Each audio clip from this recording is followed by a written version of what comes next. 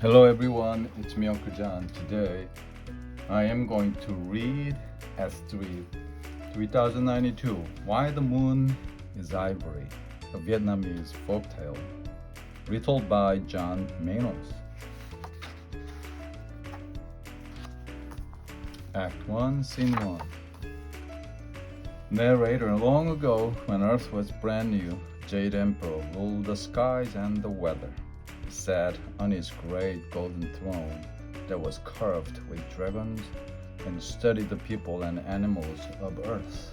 Beside him sat his kind and wise wife, Queen Mother of the West. The world is a wonderful place, full of many marvelous things, but the people of Earth can barely see one another. They have only the dim gleam from the stars to guide them. I also noticed that the crops grow poorly in the darkness, and many families go hungry. Don't you hear the children crying for food and the parents sighing in sadness because they cannot feed the children? I have decided that they need light and warmth to be happy. So I will send Thunder Spirit to give them flashes of light to help them see. A thunder spirit would frighten the people with the noise of his crashing thunder, and the heat of his lightning could harm them. How can you consider such an idea, especially when we have two beautiful glowing daughters? Jade Emperor's deep laugh boomed from room to room, like the rumbling roar of a huge drum. Perhaps you're right. Thunder Spirit is a good messenger, but his blazing lightning helps guide the rain spirits to earth. However, he's not gentle enough to watch over the people of earth. Then think hard, my husband, and figure out who will perform this very important task best.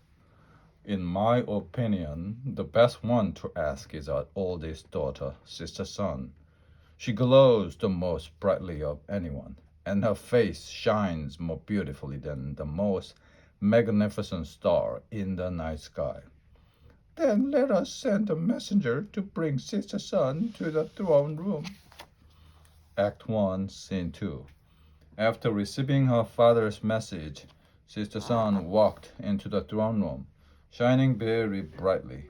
Tall and slender, with a quiet voice and a serious manner, she was very aware of the responsibility of being Jade Emperor's oldest child. Sister Sun bowed respectfully to her father and waited to hear what he wanted. My shining daughter, look down upon earth and see its people as they are starving and stumbling in the dimness. I would like you to watch over them every day, turning your beautiful golden face toward them to provide them with light and warmth. I'll polish my jolly and my golden chair, and I'll wash my face until I'm the brightest light in the sky. I'll gladly provide warmth and comfort to all of the people. Thank you for your trust in me, my father. My child, you would also help the people to know the seasons, showing them when to plant their rice fields and when to harvest their crops. To help you with this task, I'm giving you two teams of carriers to lift the chair and carry it across the sky. Into the throne room marched two sets of men, each group dressed exactly alike. The first group was made up of four young, strong men with shining black hair and powerful muscles. The second was made up of four old men with gray beards and backs bent with age. Because we are young and strong, we will carry a shining chair swiftly across the sky, from east to west, making the days short. The short days will allow the people of Earth to know that it's winter and that it is time for them to rest from their work of planting and harvesting crops. Because we are old and weak, we will rise early and our pace will be very slow. However, when we carry your shining chair across the sky from east to west, the days will be very long. Oh, these summer carriers will give the people long, warm summer days when they work on their farms and store food away for the winter. My father and my mother, I promise to care lovingly for the people of Earth, showing them season after season until the end of time. Act 1, Scene 1. Day after day, Sister Sun and her brilliant golden chair were lifted across the sky from east to west by her carriers. In the summer, the trip was slow, and in the winter, it was swift. Therefore, the people of Earth knew when it was time to grow crops outside and when it was time to rest inside. It makes my heart joyful to see how happy the people of Earth are as they work in their fields under the glow of Sister Sun. Yes, Sister Sun's warmth and light are making the people's crops grow, and the people are very pleased. But this happens only during the days when Sister Sun's face shines upon them. What do you mean by that, my wife? At night, the world is completely dark. Can't you hear the children crying for their parents in the darkness? Don't you hear the worry in their parents' voices as they search for their lost children? Jade Emperor again studied Earth, and he listened carefully to the sound of the people crying out to one another in the night. Oh, why didn't I realize that the people need to be watched over at night as well as during the day? I have another daughter whose beauty is as equal as Sister Sun's, or as great as Sister Sun, so stands for Sister Moon. When she heard her father's deep voice calling for her, Sister Moon rushed to him, bursting breathless into the throne room. She was filled with excitement, and her laughter sounded like the ringing of tiny silver bells. My daughter, there's just something I would like you to do. You know how carefully your older sister watches over the people on Earth each day, lighting their way and warming their faces? We would like you to care for them during the night. This is the best news ever. Just let me polish my jolly and light the lamps in the windows of my silver coach. And tonight I show everyone just how beautiful I am. Oh, wait and listen, my child. Instead of carriers, a great ox will pull your coach across the sky. This way, you will always move at the same speed, no matter how long or short the nights might be. I can't wait to polish my jolly. Well, she certainly is excited. I just hope she's not too excited. At the end of that summer day, as the Sister Sun traveled slowly down behind the western hills, the people left their fields to return to their homes for the night. But no sooner had the sun disappeared than it seemed to rise again in the east. I hope I'm not late. I can't believe how long it took me to polish all of my jolly. Sister Moon rode proudly across the sky, her jolly gleaming and her bright face shining down on Earth. The people looked up and were amazed, thinking it was day again. They went back into the rice fields and began working again. Look at all of the people who love my light. Tomorrow night and every night from now on, I'll give them as much warmth and light as my sister does. How happy they will be. And so it continued, night after night. As soon as the Sister Sun climbed down from her golden chair and her carriers rested, the great ox drove Sister Moon's silver coach into the sky. For the people of Earth, the days seemed endless, as if night never came. Without night, they could not sleep, and they became very tired. Sister Moon was too excited by her job to realize that things were changing on Earth. However, Sister Sun noticed that something was terribly wrong. How this is? Each morning, as we begin our journey across the sky, people are not coming out to their fields as they used to. Where have all the people gone, Sister Sun? Many of the people are still asleep in their homes. Those who are outside look as though they're too tired to walk. Something is definitely wrong, and I'm going to find out what it is. Act 2, Scene 3. With her trusted summer carriers, Sister Sun came up with a plan. I know you have already carried me all day, summer carriers, but I need to learn what happens when my sister follows us into the sky. Tonight, before we return to my palace to rest, please wait for a few minutes behind the western hills. We will, Sister Sun.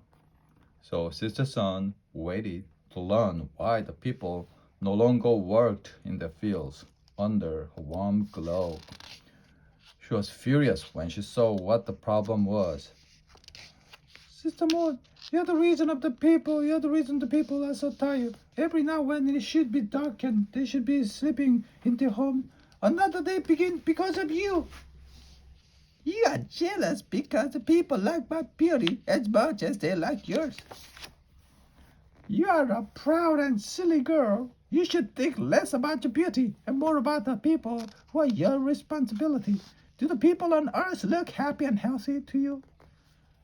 Sister Moon had never noticed, but as she looked down, she saw that the people were exhausted.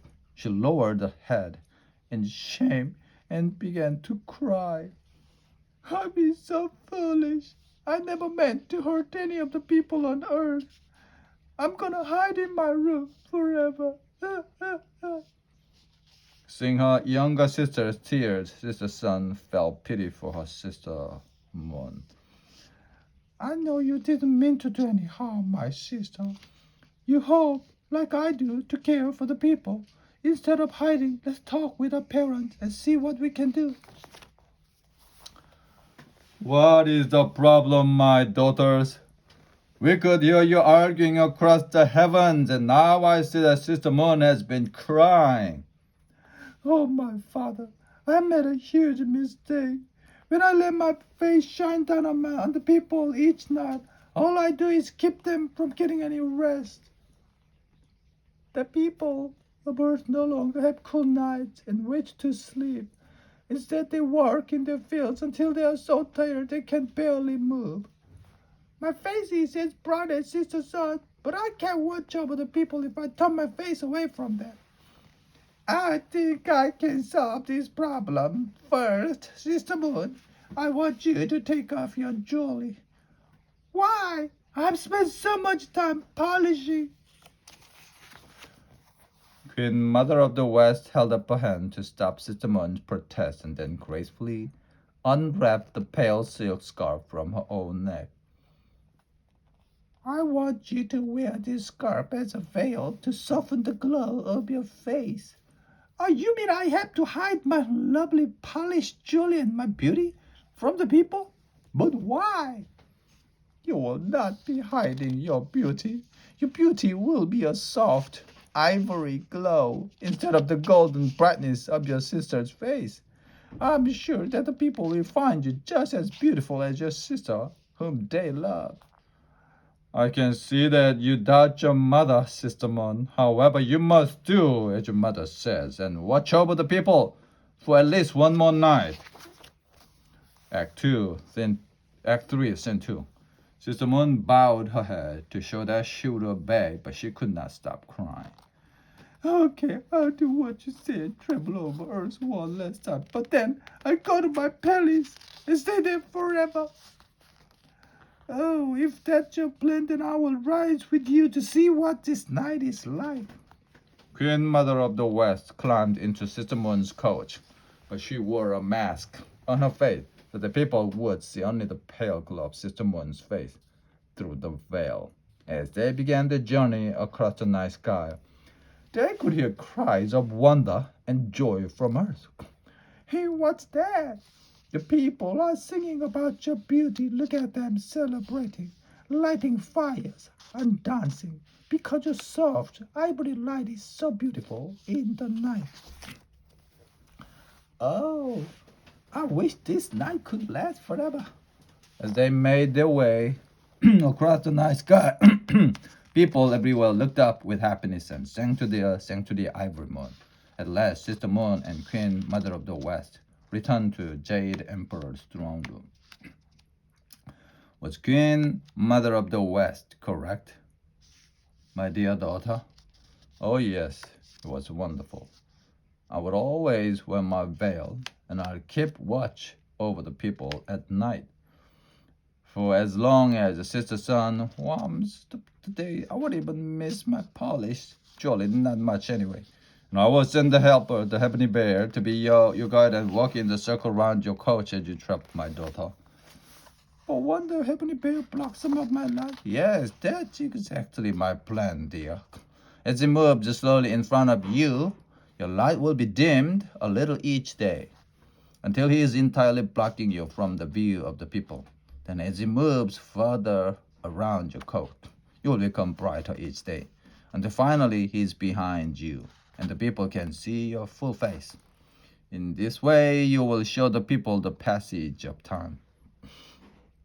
As Sister Sun lets the people know the change of the season, you will help them follow time from day to day, week to week, and month to month. Oh, this is the happiest moment of my life. I can't wait for the day to end so that I can cross the night sky again. And that's why the moon is ivory and why the nights always seem brightest during the winter months. When the days are short and the nights are long, Sister Moon is happiest then because she gets to spend more time doing what she loves best. Watch over the people of Earth. The end.